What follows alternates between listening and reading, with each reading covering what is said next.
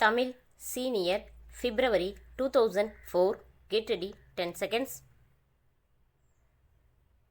5 seconds. Start.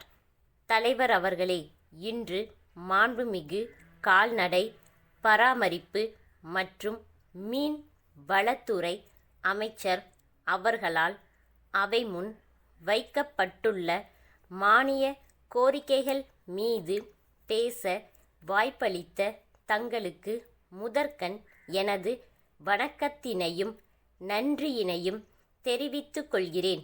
நமது நாட்டின் மக்கள் தொகையில் 75% பேர் கிராமப்புறங்களில் வாழ்ந்து வருகின்றனர். அந்த ஊரக மக்களின் பொருளாதார மேம்பாடு விவசாயத்தை அடிப்படையாக கொண்டது என்பதை நாம் அனைவரும் அறிவோம்.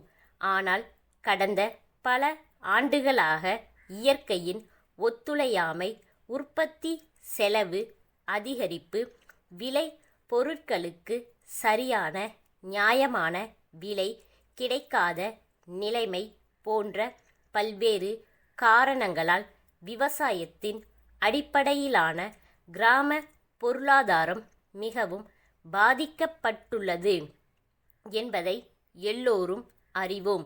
இத்தகைய நிலை கிராமப்புறத்தில் வாழ்கின்ற மக்களின் துணை வருவாயை பெருக்குவதிலும் கிராமப்புறங்களில் சுய வேலை வாய்ப்பினை அளிப்பதிலும் சற்று நிதானமான முன்னேற்றத்தையே காட்டுகிறது. இதனை கருத்தில் கொண்டு மாண்புமிகு தமிழக முதல்வர் அவர்கள் தொலைநோக்கு பார்வையில் ஊரக பொருளாதார மேம்பாட்டிற்கும் சுய வேலை வாய்ப்பினை அதிகரிக்கும் பொருட்டும் புதிய 15 அம்ச திட்டத்தை கொண்டு வந்துள்ளார்கள்.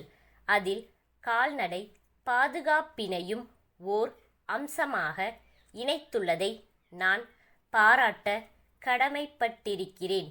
தேசிய கால்நடை கொள்கை வரையறைகளின் அடிப்படையில் உருவாக்கப்பட்டுள்ள தமிழ்நாடு கால்நடை கொள்கைகளில் கண்டுள்ள பல்வேறு சிறப்பு அம்சங்களை நான் வரவேற்க கடமைப்பட்டிருக்கிறேன்.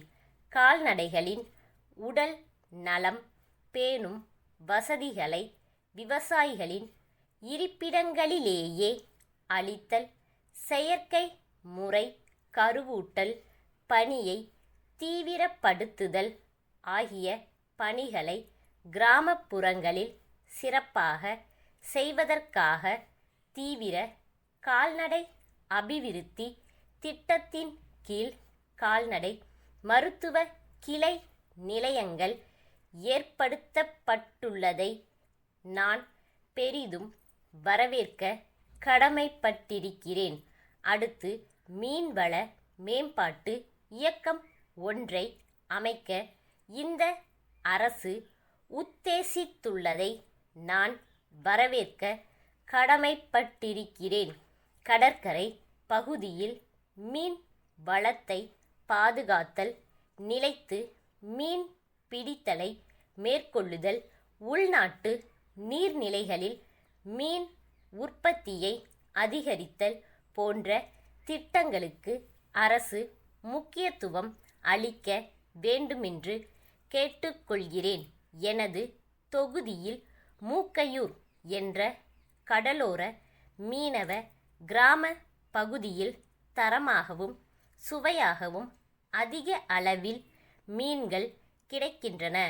ஆனால் அந்த கடல் பகுதியில் வருடத்தில் ஏப்ரல் மாதம் தொடங்கி 6 மாத காலத்திற்கு தென் திசையிலிருந்து வீசும் காற்றினால் மீன்பிடி படகுகள் கவிழ்க்கப்படுவதால் அந்த பகுதி மீனவ மக்கள் 6 மாத காலத்திற்கு இடம் பெயர வேண்டிய நிலை உள்ளது.